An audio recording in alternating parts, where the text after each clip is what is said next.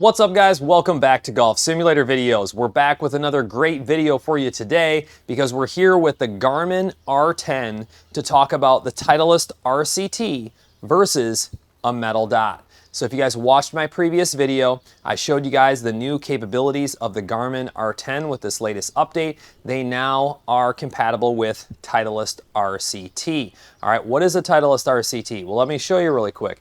This is just a Pro V1. It says RCT on it, and what they've done is they've embedded these little metal strips that are kind of like in a Y formation. It allows radar units to more accurately read spin indoors. All right, but what is this? This is an identical Pro V1, but it has the more traditional metal dot. These are very inexpensive. You can place them on any ball. I had a ton of people reach out after I did that RCT video and said, man, these balls come at a premium. Could I just put the metal dot now? If the unit is capable of seeing something, can it just see the metal dot? Would I get similar backspin readings, or total spin readings? Remember, Garmin R10 is not actually reading spin axis indoors, so we're just talking about, total spin numbers right now. The spin axis is actually calculated using various, data parameters such as club data to come up with. So it's not measuring that spin axis. That's why we've seen some variation in shot shapes, versus high-end camera systems when using the Garmin R10 indoor. But let's go ahead and do some test shots, all right? We're gonna start off with the RCT ball. And I'm just going to use an 8-iron for this test. I feel like it's a great mid club, higher spin, a little higher ball speed, perfect to compare. Generally, if let's say that I hit a normal shot, probably in the mid 6,000s. I could see over 7,000 if I'm maybe hitting it nice and clean, lower on the face, not a normal shot necessarily, a little bit thin, and then a little bit behind the ball, especially on turf, you're going to see lower spin numbers in the 5,000s, just to kind of give you guys an idea of what I'm used to with my 8-iron. But let's go ahead and start with the RCT ball. We'll hit a few, and then we'll compare. Looks like our unit says ready to hit. Pretty clean shot to start off there. Yeah, I had that ball drawn a little bit, so this is kind of what we've seen, just a little difference in spin axis sometimes. And then also I'm seeing lower launch generally on the R10. Don't get me wrong, overhead units tend to be a degree or so higher from what we've seen, so just a little bit lower than normal is what I'd say. But 6246 spin versus 6442. This is what we were seeing in our first video. We were seeing, some really solid results as far as these spin numbers compared to a high-end camera system. All right, so let's hit another one.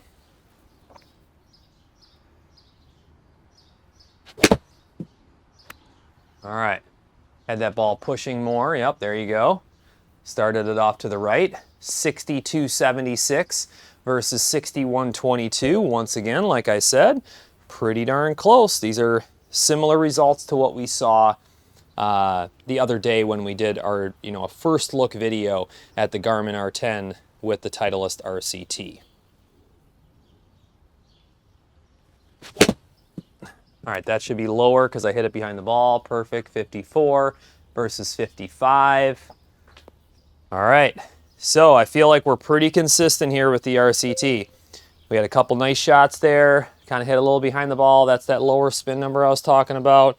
I wish I could intentionally hit a thin shot. It's not that easy. Show you guys a higher spinning number. Let's see if I can actually do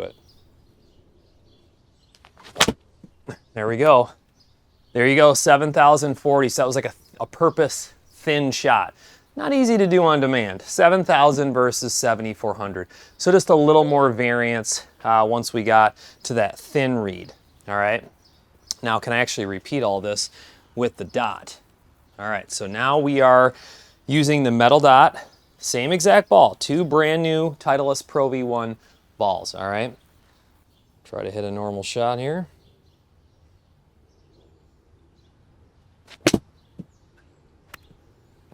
.5841 and 5934. That was barely behind the ball. I mean, that was a pretty darn good shot for me. Like I said, around 6,000 to 6,500 is probably what I normally see on an 8-iron. You guys have to let me know what you spin your 8-iron at. Some people don't spin the ball much at all. Some people spin the ball a lot, and some people are in the middle. Based on numbers I see out there, I feel like I'm towards the middle, maybe a little bit on the low end. I think a lot of it has to do with your angle of attack, obviously speeds. That wasn't bad. 6172, a little bit lower on the Garmin unit, but these seem like they're pretty close right now. Nothing, no wonky numbers coming in 1,000, 1,500, you know, apart or anything. I'm seeing some pretty big variances as far as carry, but I think a lot of it has to do with this launch angle difference that I'm seeing. All right. I have always made sure the unit is level and everything. For whatever reason, I just get a little bit lower launch in my setup. Is that thin shot? Oh, so we do have one. The thin shot came in at 3,000 versus 6,245. That's like a really hard shot to like do on demand. I mean, I'll try to do it maybe one more time. I'm trying to like lift up, and that way I hit it thin, because I don't feel like there's another easy way for me just to do a thin shot on demand other than kind of come out of the shot a little bit. There we go. Yeah, see how much spin I got on that? I mean, that was really, really like, you know, thin bladed type shot that's gonna spin really high. 8,000 versus 4637. So I hate to say it, but I think you're gonna see some different results. Titleist RCT versus the dot. They obviously have a little more fine-tuned. You know, let's hit one more normal one with the dot, and then maybe we'll go back to RCT.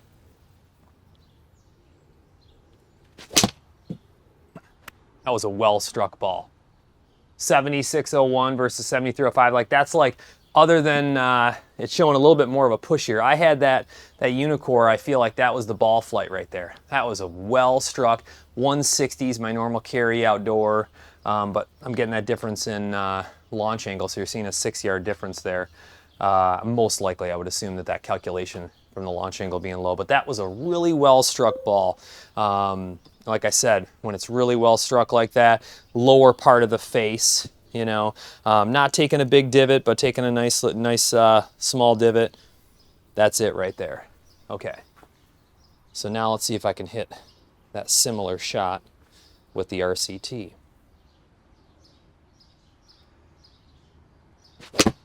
Yep, that was real close. Real close. You can see how, I mean, it's like striped on the Unicore. A little bit of a push versus a little bit of a draw. 6867 versus 7,000, and that's with the RCT. So I think what we have to understand here is that you're getting good spin readings on some of the shots with the dot, but you have potential for misses. And if you look with the RCT here, it doesn't seem like we're getting those large variances. So you know, everyone can test this on their own, but you're seeing it live and unedited right here in the channel. And from what I'm seeing, I think that that the RCT is performing better. I'm gonna hit one more RCT ball.